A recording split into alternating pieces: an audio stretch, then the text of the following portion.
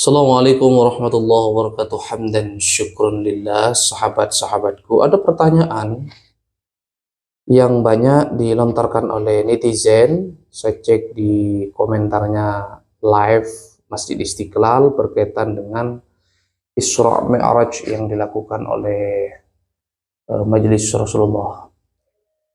Pertanyaan itu ya pertanyaan nyinyir sih, tetapi penting untuk diluruskan agar masyarakat kita sadar bahwa yang namanya kegiatan-kegiatan apapun itu selama mendatangkan nilai positif terhadap masyarakat harus kita dukung.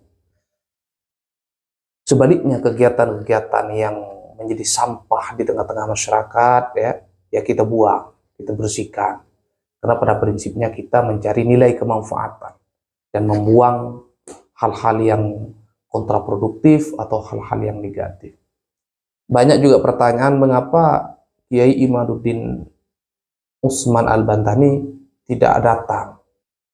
Ya, tidak datang itu bisa karena memang tidak diundang atau bisa jadi sudah diundang tapi beliau berhalangan untuk hadir. Jadi kalau saya amati kegiatan Isra dan Mi'raj Majelis Rasulullah itu tidak ada kaitannya dengan isu-isu nasab yang hari ini sedang seleweran di media sosial. Jadi sekali lagi kita tegaskan, yang hadir di Majelis Rasulullah itu banyak juga tokoh-tokoh NU ya. Ada saya amati ada Gus Baha, saya lihat di videonya. Ada juga Menteri Agama Profesor Dr. Kiai Haji Nasaruddin Umar. Jadi kalau misalnya ditanya kenapa Kiai Imad dan kawan-kawannya tidak diundang, ya memang karena memang selain beda ormas, beda komunitas ya, dan event-event sebelumnya saya juga belum pernah melihat mereka itu hadir ya. Dan ada pula yang menyanggah dari komentar netizen itu, kenapa kelompoknya Habib Rizik dan kawan-kawan juga tidak hadir ya.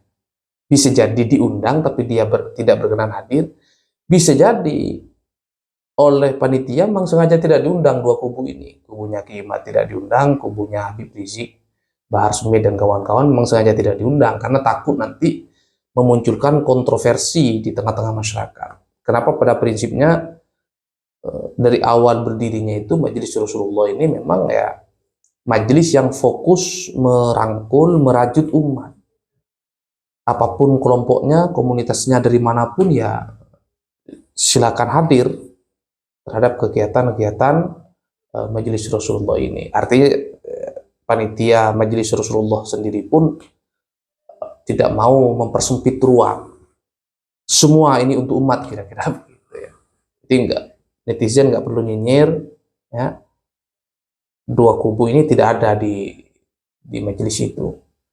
Baik kubu Kiai Imad maupun kubunya Habib Rizik. Kemudian yang ketiga, di internal keluarga Habib-Habib di Indonesia yang terafiliasi di dalam komunitas Robiqah Alawiyah ini juga tidak satu frame, tidak satu suara. Ada fiksi-fiksi juga ya. Ada yang tidak bersepakat juga dengan gerakan-gerakan yang dilakukan oleh kelompoknya Habib Bahar bin Smith dan kelompoknya Habib Rizik ini. Jadi tidak sedikit di antara Habib-Habib itu yang pikirannya berbeda dengan kelompoknya Habib Rizik ini. Contoh misalnya banyak sekali bagaimana Habib sangat keras menantang Habib yang lain. Habib Rizik tidak ketemu dengan Habib Keribu. Kemudian dulu pernah ada perdebatan ya, bagaimana kelompoknya Habib Rizik ini menyerang Habib Sagaf ya, karena dianggap terlalu dekat dengan NU, terlalu dekat dengan Gus Dur dan lain-lain. Artinya di internal kelompok Ba'alawi ini juga tidak satu suara ya. Ada yang lebih dekat ke NU, ada yang memilih berseberangan ya, ada yang jalurnya keras, ada yang jalurnya lembut, macam-macam ya. Jadi tidak bisa dipukul rata bahwa Habib-Habib ini ya satu pemikiran. Namanya manusia ya, ada yang suka kacang hijau, ada yang suka pecel lele kan begitu.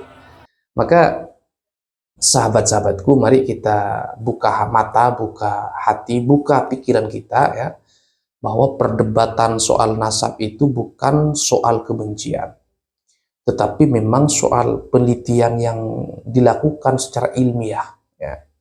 Terserah kalau misalnya ada orang yang punya pikiran-pikiran negatif, kemudian menyerang, itu terserah. Tetapi pada prinsipnya kita ikut diskusi nasab ini adalah ingin mencari kemurnian darah Rasulullah SAW. Darah yang sangat mulia. Kita sucikan Rasulullah SAW. Jangan sampai klaim-klaim bahwa mereka keturunan Nabi, kemudian ya melakukan tindakan-tindakan sewenang-wenang yang seakan-akan itu mewakili Nabi. Kita jaga kesucian Rasulullah. Artinya apa?